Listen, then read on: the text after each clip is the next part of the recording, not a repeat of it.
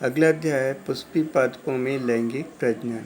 जैसे कि देखा जाता है पुष्पी पादपों में दो अलग अलग युग्मक बनते हैं, एक नर युग्मक और एक मादा युग्मक।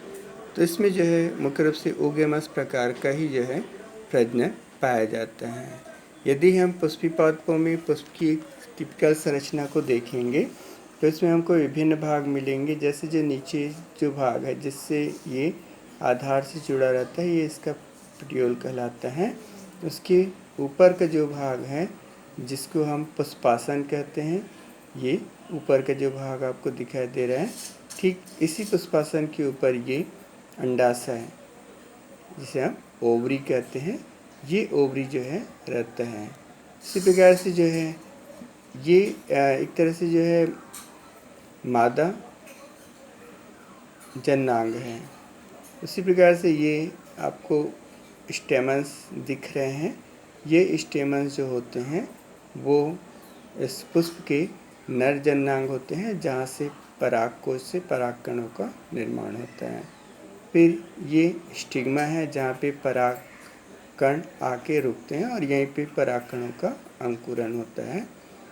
फिर ये जो भाग आपको दिखाई दे रहा है, ये जो भाग है वो पेटल्स या फिर इसको हम करोला के रूप में भी पढ़े हैं। ये पुष्प का रंगीन भाग है जो परागकणों में जो एक तरह से परागन की क्रिया के लिए जो है कीटों इत्यादि को आकर्षित करने का कार्य करता है। एक पुष्प की संरचना। फिर देखते हैं कि पादप में जो है लैंगिक जनन की कौन कौन सी अवस्थाएं होती है।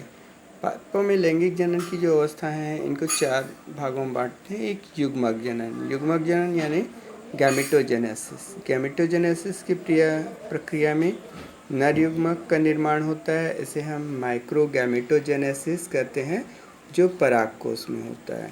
उसी प्रकार से मादा युग्मक जनन की प्रक्रिया होती है जिसे हम मेगा गैमेटोजेनेसिस कहते हैं, और ये प्रक्रिया ओव्यूल यानी बीजांड में होती है। फिर दूसरी जो प्रक्रिया है वो होती है पॉलिनेशन। परागकोश में जो है परागकणों का निर्माण हो जाता है। तो ये जो परागकण हैं परागकोश से जो है वर्तिकाग्र तक पहुँचते हैं। तो ये परागकोश से वर्तिकाग्र तक पहुँचने की जो क्रिया होती है इसी को हम परागन या पॉलिनेशन कहते हैं। इसकी ये विभिन्न विधियों से होता है, जैसे स्वपरागन और परपरागन। फिर होता है निषेचन।